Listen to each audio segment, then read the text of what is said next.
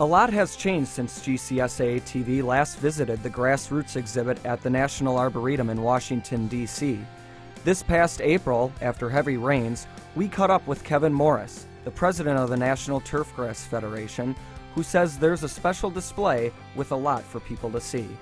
The first thing they'll probably notice is the diversity in the grasses that we have. We have, I think, 15 different species here.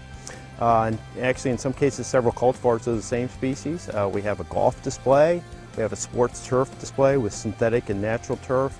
We have a warm and cool season grass display, pest and disease display, irrigation display, much more. So we have 12 different exhibits here as part of this. And I think when people come here, they say, wow, I didn't realize that turfgrass was all of that and more. Our message really here is that turfgrasses are really important to the environment, to society, to human health, and so forth. And I think that message gets lost a lot.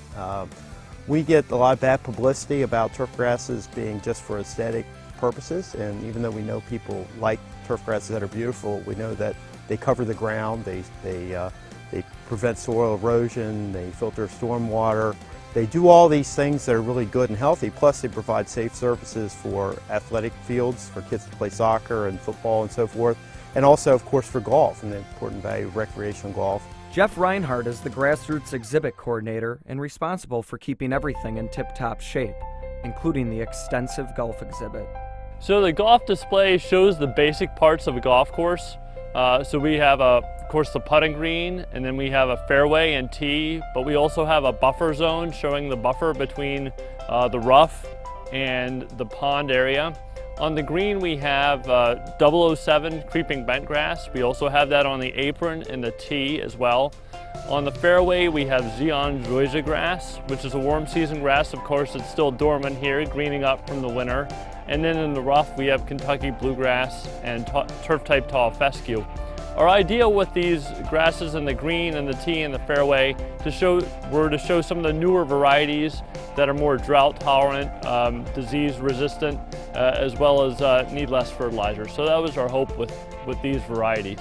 Jeff says that maintaining the exhibit's beauty can be a daunting task, but it's well worth it. Well, obviously it does take a lot. We've only got 1 1/3 acres, but obviously the attention to detail is very specific. So we want everything to be able to look as good as it can all of the time. So for now, before the interns get here in the summer, I'm it as far as the maintenance crew.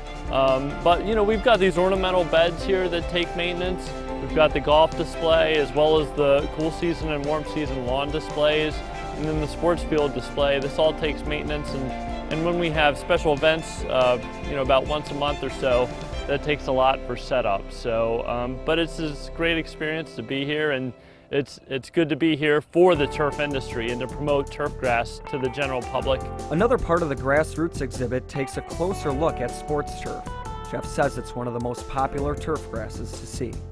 So the sports field display compares natural grass with artificial infill.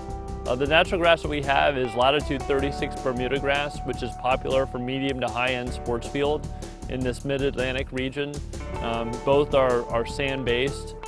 So this is actually our most popular display in the whole exhibit, mainly because there's so many kids who play soccer, and so they come down here and they have a chance to compare and contrast these two. With all it has to offer, it's simply no wonder the Grassroots exhibit is a popular display. Come see it for yourself.